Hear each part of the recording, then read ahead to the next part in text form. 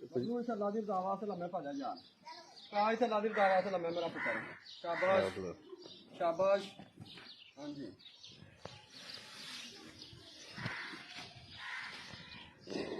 hello धौन पिछा कर सारी सारी पिछा करनी है सारी धौन पिछा कर पिछा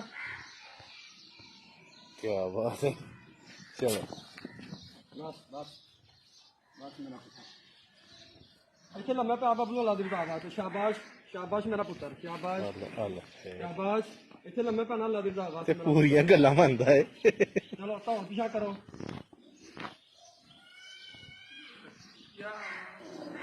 ये ते आंदे आप ही कर लेंदा तेरे पिछा कर सारी हाय हाय हाय हाय हाय हाय ये कुर्बान होने वास्ते हाँ ਇੱਥੇ ਹੀ ਰਹਿਣਾ ਹੁਣ ਜਦੋਂ ਆਖਣਾ ਉਦੋਂ ਉੱਠਣਾ ਚਲੋ ਠੀਕ ਹੈ ਆਜੋ ਉੱਠ ਤੋਂ ਬਸ क्या बात है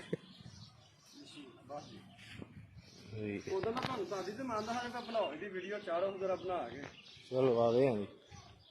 माशाल्लाह 2.5 साल उम्र